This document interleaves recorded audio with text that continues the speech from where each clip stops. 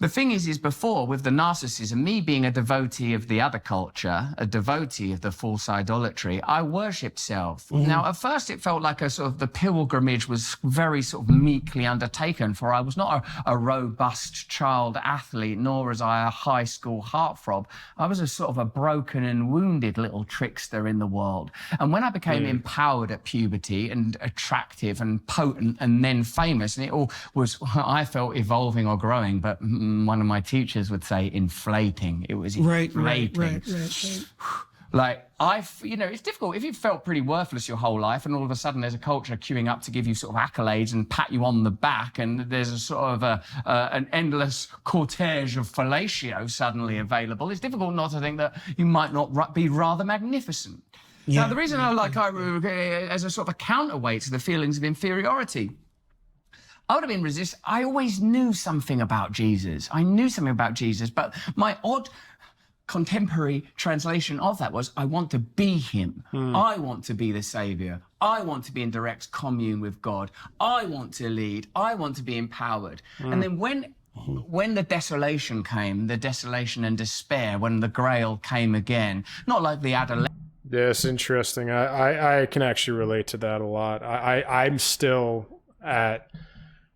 And I don't know when this stage will pass, but I definitely still feel like I think it's just, being 29, the age I'm at, but I definitely still feel this like burning passion in me, this fire in me to like, fulfill my potential, to make an impact in the world. Like all these things, like even, again, as I've shared, like in Human Design Gene Keys, I'm here to make an impact.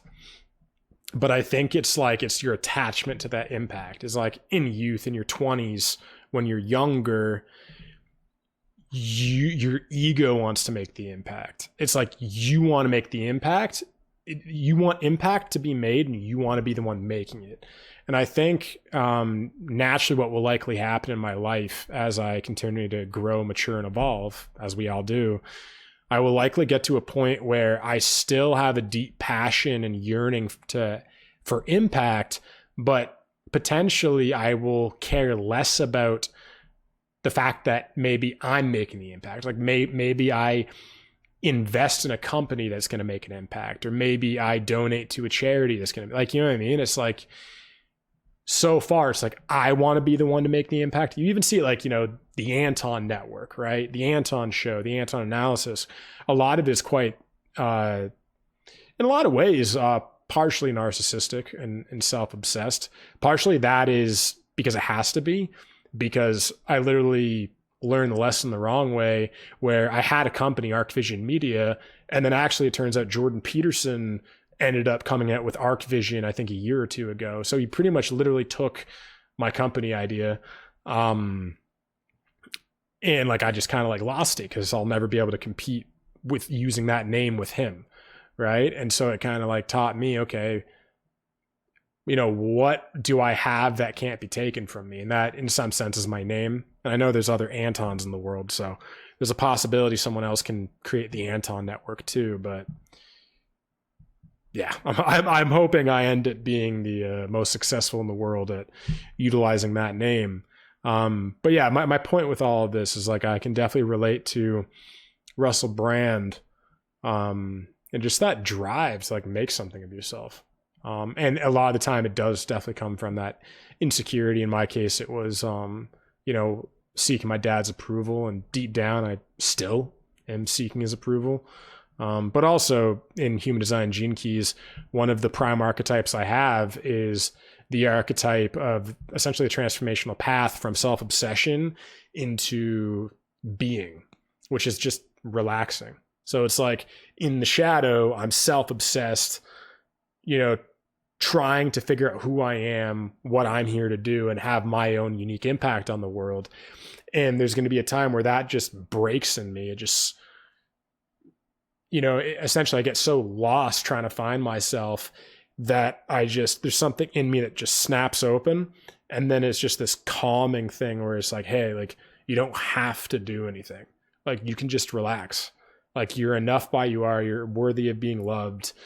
Like, I'm not fully there yet, but I know once I am, that self-obsessive, those self-obsessive tendencies I have will start to get loosen their grip on me, if that makes sense, you know? And lastly, the last thing I just want to say about this idea of giving up the self to Christ, I think he said, or to a higher power, let's say. I'm wondering about the possibility of spiritual bypassing and developing a spiritual ego. But who knows? Maybe he has a path forward that he can let go of his ego in a real way. But I think there's a huge potential shadow that dawns in spiritual circles. I think the huge shadow of spirituality is people having their ego deaths, like doing ayahuasca, doing psilocybin, doing DMT. Like, you know, I've done many of these things. And like MGK just went on Logan Paul's podcast, or like in the last several months, and he's like, hey, like I did ayahuasca and now I don't have an ego anymore. And I'm like, oh, okay, you just had an ego death, but he doesn't realize that their life is a journey of several ego deaths, and that one part of his ego died, but he still has his ego. But because that part of it died, he thinks that that was the only part of his ego. And now he thinks that he's kind of like enlightened or something. Right. And so I'm wondering if the same thing is happening potentially with Russell, and maybe not, where part of his ego's died, part of it, but he's still definitely, you know, he definitely still has an ego for sure. Like you can even tell in the way he's speaking right now, he has an ego. The passion, the charisma, I could be wrong, but it definitely, that level of passion, charisma, I think that's the presence of ego still. But I think it's just as you develop spiritually, your ego can become potentially more and more insidious in its way of allowing partial deaths and then pretending like it is now transcended itself.